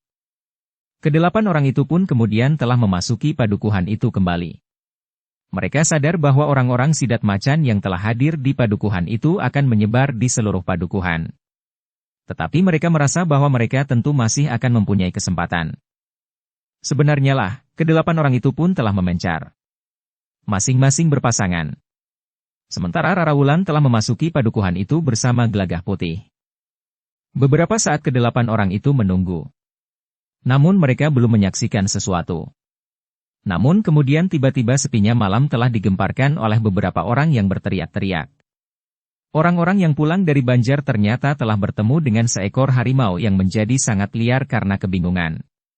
Sudah lebih 2 hari harimau itu dikurung di tempat yang sempit, kekurangan makan, dan kemudian dilepaskan di sebuah tempat yang lain sekali dengan daerah yang dihuninya. Di sana-sini dilihatnya api obor menyala, lampu dan dinding-dinding halaman. Teriakan-teriakan orang-orang yang terkejut melihat seekor harimau itu pun telah membuat harimau itu menjadi semakin liar. Sambil mengaum tinggi harimau itu berlari, menyusup gerumbul-gerumbul halaman yang gelap. Seisi padukuhan itu menjadi gempar. Orang-orang sidat macan yang ada di padukuhan itu pun menjadi bingung. Apa yang terjadi? Bertanya pemimpin sidat macan itu kepada seseorang. Untuk menyembunyikan uang yang memang agak banyak itu di rumah Naratama. Seekor harimau, jawab orang itu. Tang dengan suara yang mulai bergetar. Harimau, bertanya pemimpin sidat macan itu kurang yakin. Ya, seekor harimau loreng yang sangat besar, orang itu menerangkan dengan suara yang gemetar. Orang-orang sidat macan itu mengumpat. Diperintahkannya orang-orangnya untuk memencar memburu harimau itu. Tetapi bagaimanapun juga orang-orang sidat macan itu tergetar juga hatinya. Meskipun mereka sudah terbiasa berkelahi, tetapi mereka tidak terbiasa berkelahi dengan seekor harimau. Namun orang-orang sidat macan itu kemudian telah memencar juga. Namun mereka tidak sendiri-sendiri. Tetapi mereka berpasangan dua-dua. Beberapa orang dari kelompok sidat macan itu sempat berteriak, memerintahkan orang-orang padukuhan itu untuk masuk saja ke dalam rumah dan menutup pintu rumahnya rapat-rapat. Tetapi ternyata beberapa orang yang tinggal di satu rumah telah berteriak-teriak minta tolong, ketika mereka mendengar dengus di sebelah dinding rumah mereka. Mereka mendengar seakan-akan kuku-kuku harimau yang ingin memecahkan dinding bambu rumah mereka. 4 orang dari kelompok sidat macan telah berlari-lari memasuki halaman rumah itu. Mereka telah mengetuk pintu keras-keras sambil bertanya. Kenapa? Apa yang terjadi? Pintu rumah itu perlahan-lahan terbuka. Mereka yang ada di ruang dalam rumah itu berjejalan di depan pintu. Sementara 4 orang dari kelompok sidat macan berdiri termangu-mangu di luar. Harimau itu ada di sini, berkata seorang laki-laki separuh baya dengan suara gemetar. Di mana? Bertanya orang sidat macan itu. Di sudut rumah ini, di halaman belakang, jawab orang yang telah separuh baya itu. Tutup pintu rumahmu. Aku akan mencarinya di halaman belakang, jawab orang sidat macan itu. Sebentar kemudian, maka pintu itu telah tertutup rapat-rapat dan diselarak kuat-kuat dari dalam. Sementara keempat orang dari kelompok sidat macan itu telah turun ke halaman. Dengan senjata teracu, keempat orang itu telah memasuki halaman samping sambil membawa oncor yang terpasang di regol depan rumah itu. Beberapa saat keempat orang itu berkeliling halaman. Namun mereka tidak menemukan harimau itu. Bahkan jejaknya pun mereka tidak melihat. Pohon ketela yang ditanam di kebun belakang pun masih utuh tanpa bekas injakan kaki. Tidak ada jejak harimau sama sekali, berkata salah seorang dari mereka. Tetapi orang itu mengatakan bahwa harimau itu ada di sini sekarang, sahut yang lain. Baru kemudian, ketika mereka yakin tidak menemukan jejak harimau itu, maka sekali lagi mereka mengetuk pintu rumah itu. Tidak ada apa-apa, berkata salah seorang dari orang-orang sidat macan itu. Harimau itu ada di sini. Mendengus di sudut rumah, dan kukunya berusaha mengoyak dinding bambu rumah ini, berkata pemilik rumah yang sudah separuh baya itu. Tidak ada apa-apa. Jangan takut, berkata orang sidat macan itu. Tetapi aku mendengar. Bukan hanya aku. Tetapi seisi rumah ini. Istriku, anak-anakku, jawab orang yang sudah separuh baya itu. Tetapi kami sudah mencari di seluruh halaman dan kebun rumah ini. Tidak ada harimau, dan jejaknya pun tidak aku jumpai, berkata orang sidat macan itu. Seisi rumah itu memang menjadi heran. Seorang di antaranya, seorang remaja, berdesis. Apakah yang datang itu harimau jadi-jadian? Ya, sahut ayahnya, orang yang sudah separuh baya itu. Memang mungkin harimau jadi-jadian. Orang-orang sidat macan itu termangu-mangu sejenak, tetapi seorang di antara mereka berkata sambil menengadahkan dadanya. Tidak. Tidak apa-apa. Jangan takut. Jika harimau itu benar-benar ada di sini, pukul kentongan dengan nada 4 kali ganda. Pemilik rumah itu mengangguk-angguk. Tetapi, demikian orang-orang sidat macan itu pergi, maka mereka serta-merta telah menutup pintu dan menyelarak pintu mereka rapat-rapat. Orang yang separuh baya itu telah membagi senjata yang ada di rumah itu. Ia sendiri memegang parang. Anaknya yang tertua, namun masih remaja, diberinya tombak pendek. Adiknya yang mulai berangkat remaja telah membawa sepotong besi yang sering dipergunakan untuk mengupas kelapa dengan tajam sebelah. Istrinya juga disuruhnya memegang keris, meskipun ketika didengarnya dengus harimau itu, ia menjadi hampir pingsan. Namun dalam pada itu, di atas dahan sebatang pohon yang rimbun, Gelagah Putih dan Rara Wulan tengah menahan tertawanya. Mereka bertengger di atas pohon tidak jauh dari pintu rumah orang itu. Sekali lagi, bisik Rara Wulan ketika orang-orang sidat macan itu pergi. Jangan. Nanti pemilik rumah ini dapat menjadi sasaran kemarahan orang-orang sidat macan, jawab Gelagah Putih. Rara Wulan mengangguk-angguk. Ia dapat mengerti keberatan Gelagah Putih. Jika orang-orang sidat macan itu marah, maka sasarannya akan dapat jatuh kepada siapapun juga. Termasuk penghuni rumah itu. Karena itu, maka Rara Wulan pun tidak memaksa Gelagah Putih untuk mengulangi permainannya. Tetapi ia pun kemudian berkata, "Marilah. Kita berpindah tempat." Gelagah Putih tidak berkeberatan. Mereka pun kemudian segera turun dari pohon itu dengan sangat berhati-hati. Kemudian menyelinap ke dalam gelap. Beberapa saat lamanya, padukuhan itu memang menjadi ramai. Orang-orang sidat macan masih berkeliaran. Namun akhirnya mereka menjadi jemu. Bahkan beberapa orang di antara mereka telah berniat untuk kembali ke Banjar. Beberapa orang yang berpencar berdua-dua telah mulai melangkah menyusuri jalan-jalan padukuhan menuju ke Banjar. Tetapi tiba-tiba dua orang di antara mereka yang sedang menuju ke Banjar itu terkejut. Tiba-tiba saja di hadapan mereka nampak seolah-olah dua bulatan yang bercahaya, berkilat-kilat memantulkan cahaya obor. Kedua orang itu berhenti. Baru kemudian keduanya melihat wujud dari benda yang ada di hadapan mereka beberapa langkah, yang baru saja muncul dari lorong sempit. Harimau yang mereka cari.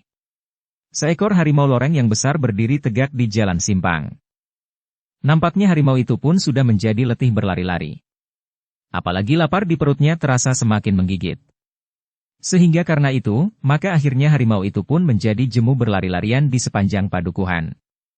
Bahkan nampaknya harimau itu telah melangkah perlahan-lahan dan merunduk ke arah kedua orang itu. Kedua orang itu pun kemudian telah bersiap, tetapi seorang di antara mereka berdesis. Harimau itu sangat besar.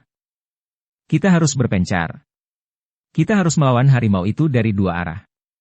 Harimau itu tidak mempunyai penalaran untuk memperhitungkan kemungkinan-kemungkinan yang dapat terjadi atas dirinya. Tetapi apakah kita tidak memanggil kawan kita yang lain, agar kita dengan cepat dapat menyelesaikannya, berkata orang itu. Ternyata kawannya sependapat. Katanya, cepat panggil kawan-kawan kita. Orang itu pun termangu-mangu sejenak. Namun kemudian orang itu pun berteriak nyaring. Di sini harimau itu. Suaranya menggelegar mengumandang di seluruh padukuhan. Namun akhirnya sempat juga menyentuh telinga kawan-kawannya. Karena itu, dua orang yang mendengar suara itu telah berlari-larian menuju kepada kedua kawannya yang telah berhadapan dengan harimau yang besar itu. Harimau itu memang menjadi agak kebingungan. Tetapi kemudian terdengar aumnya yang mengerikan menggetarkan udara di seluruh padukuhan itu. Namun Aum Harimau itu ternyata telah memberitahukan kehadirannya kepada orang-orang Sidat Macan yang tersebar di seluruh padukuhan. Dalam waktu singkat, maka mereka pun segera berlari-larian menuju ke arah suara harimau itu. Sementara dua orang yang bertemu dengan harimau itu telah berdiri memencar. Harimau itu semakin lama menjadi semakin dekat. Sejenak harimau itu mengamati kedua orang yang berdiri di sebelah-menyebelah jalan berganti-ganti. Namun kemudian harimau itu telah menentukan pilihan. Langkahnya semakin lambat. Perutnya hampir menyentuh tanah ketika ia merunduk sambil menyeringai menggetarkan jantung. Kedua orang Sidat Macan itu pun telah bersiap dengan ujung pedangnya, yang tajamnya tidak kalah dari taring harimau itu. Tetapi ketika harimau itu siap meloncat, maka kedua orang kawannya yang mendengar teriakan seorang di antara keduanya, telah muncul dari lorong yang dilalui oleh harimau yang garang itu. Kehadirannya memang mengejutkan harimau itu. Namun dengan demikian maka harimau itu justru telah berbalik dan meloncat menyerang kedua orang yang baru saja datang itu. Keduanya terkejut. Dengan serta-merta keduanya berusaha untuk meloncat menghindar sambil menjulurkan senjata mereka. Namun ternyata bahwa mereka tidak sempat menghindar sepenuhnya. Kuku-kuku harimau yang tajam itu telah menggores salah seorang dari keduanya, sementara yang lain sempat menggoreskan senjatanya yang tajam. Orang Sidat Macan itu jatuh terlentang. Namun harimau itu tidak segera menggigitnya, karena orang Sidat Macan yang seorang lagi telah menyakitinya dengan senjatanya. Harimau itu pun telah meloncat meninggalkan korbannya, menyerang lawannya yang seorang lagi. Tetapi yang kemudian dihadapinya adalah 3 orang. Sementara orang yang terluka itu berusaha untuk bangkit, namun terasa tubuhnya menjadi sangat pedih di beberapa tempat. Ketiga orang Sidat Macan itu telah mendekat bersama-sama. Mereka telah mengepung harimau itu dari 3 jurusan. Namun ternyata mereka membuat harimau itu semakin marah. Dengan garangnya, sekali lagi harimau itu mengaum dan merunduk, siap untuk menerkam salah seorang dari ketiga orang yang mengepungnya itu. Tetapi dari beberapa arah orang-orang Sidat Macan telah berdatangan. Harimau itu masih sempat meloncat menerkam seorang di antara ketiga orang yang berdiri tepat di hadapannya. Namun bersamaan dengan itu, maka kedua orang lainnya bersama-sama telah menikam harimau yang besar itu dengan senjata-senjatanya. Harimau itu menggeliat. Sekali lagi ia melepaskan korbannya yang terjatuh pula. Tetapi harimau itu tidak banyak mempunyai kesempatan. Dari beberapa arah telah berdatangan orang-orang Sidat Macan dengan senjata terhunus. Mereka langsung menyerang harimau itu beramai-ramai. Harimau yang kebingungan itu menjadi marah sekali. Apalagi rasa-rasanya tubuhnya menjadi semakin lama semakin kesakitan. Sehingga dengan demikian harimau itu tidak lagi sempat merunduk lawannya. Tetapi begitu saja berloncatan menggapai orang yang terdekat. Beberapa orang memang telah terluka. Tetapi luka di tubuh harimau itu pun tidak terhitung pula banyaknya. Bersambung ke bab 376. Dukung kami dengan subscribe, follow, like, komen dan share. Terima kasih.